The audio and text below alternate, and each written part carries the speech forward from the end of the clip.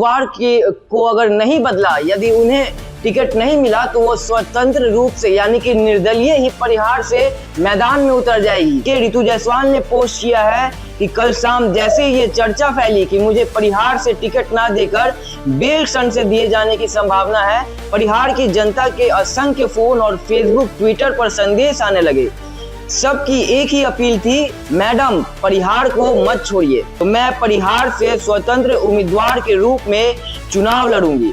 ये निर्णय आसान नहीं है, पर ये मेरे मन की आवाज है और परिहार के जनता की भावनाओं का सम्मान भी।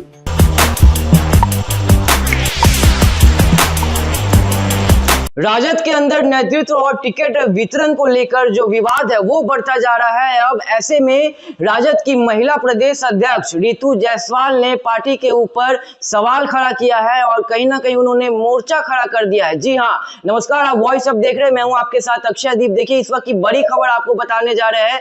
बीते दिनों रितु जायसवाल का नाम सामने आ रहा था कि वो परिहार से नहीं बल्कि बेलक्षण से चुनाव लड़ सकती है, उनको टिकट मिल सकता है। हालांकि रितु जायसवाल ने इस बात पर सफाई देते हुए अपने सोशल मीडिया पे पोस्ट किया है और कहा है कि वो परिहार से ही चुनाव लड़ेगी और पार्टी ने मौजूदा उम्मीदवार को अगर नहीं बदला, यदि उन्हें टिकट नहीं मिला तो वो स्वतंत्र रूप से यानी कि निर्दलीय ही परिहार से मैदान में उतर जाएगी। क्या कुछ कहा है रितु जायसवाल ने अपने सोशल मीडिया पे, पहले आपको पढ़ के बताते हैं। देखिए, रितु जायसवाल ने पोस्ट किया है कि कल शाम जैसे ये चर्चा फैली कि मुझे परिहार से टिकट ना देकर बेलक्षण से दिए जाने की संभावना है, परिहार की जनता के असंख्य फोन और फेसबुक ट्विटर पर संदेश आने लगे।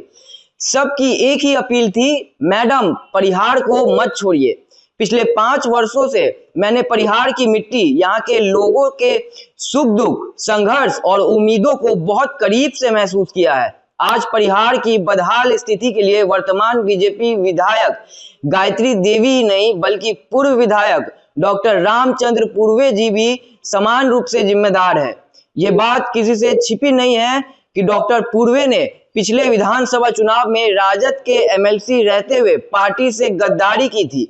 इसी कारण मुझे मामूली अंतर से हार का सामना करना पड़ा था।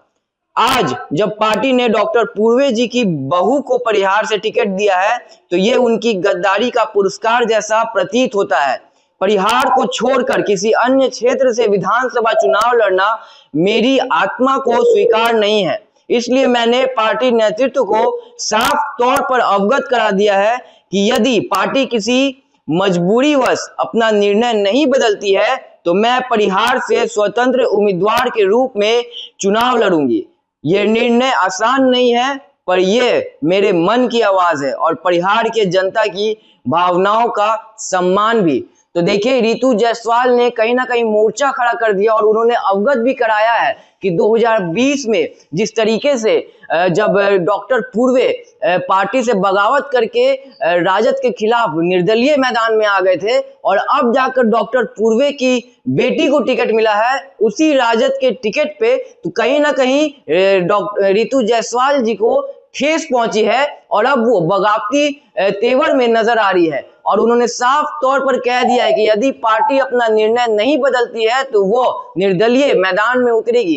रितु जायसवाल को आप सभी जानते होंगे, राजद की बड़ी नेता है, कह सकते हैं कि काफी चर्चित नेता है, बिहार के चर्चित नेताओं में उनकी नाम आती है और परिहार में लगातार वो जमीनी लोगों से जुड़ी रहती है, जमीनी नेता भी उन्हें कहा जाता है।